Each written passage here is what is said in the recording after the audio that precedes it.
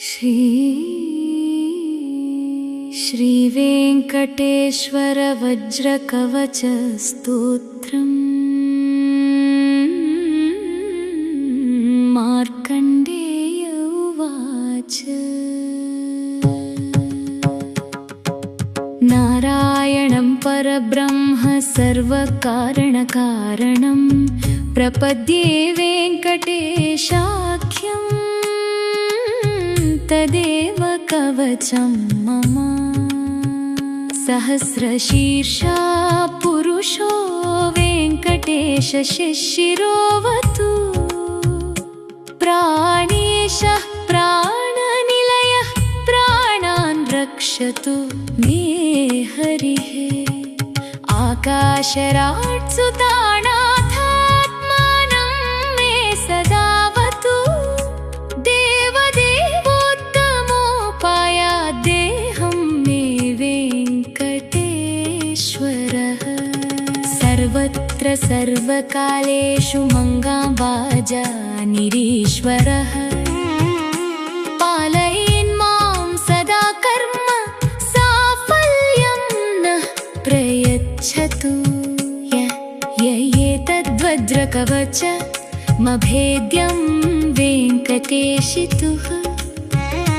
सायं प्रातः पठेन्नित्यं मृत्युं तरति निर्भयः।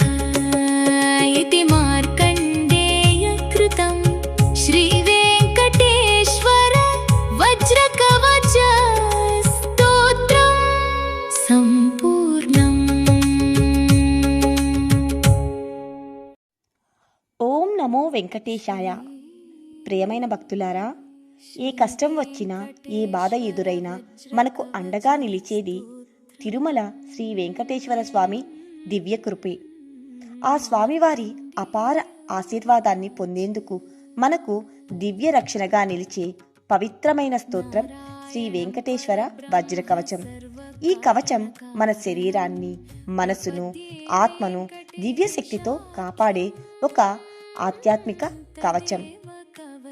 భక్తి శ్రద్ధలతో ఈ కవచాన్ని వినగానే మనలోని భయాలు తొలగిపోతాయి, నెగిటివ్ శక్తులు దూరమవుతాయి, జీవితంలో శాంతి, ధైర్యం, విజయాలు కలుగుతాయి.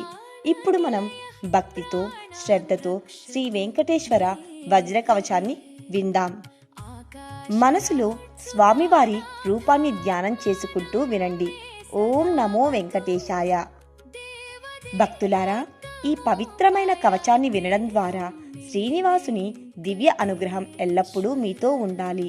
మీ ఇంట్లో ఆనందం, ఆరోగ్యం, ఐశ్వర్యం నిండాలి. మీ ప్రతి అడుగులో స్వామివారి ఆశీర్వాదం ఉండాలి. ఈ వీడియో మీకు నచ్చినట్లయితే లైక్ చేయండి, షేర్ చేయండి మరియు మా ఛానల్ను సబ్స్క్రైబ్ చేసుకోండి. ఇలాంటి మరిన్ని దివ్య వీడియోస్ కోసం మాతోనే ఉండండి. ఓం నమో వెంకటేశాయ.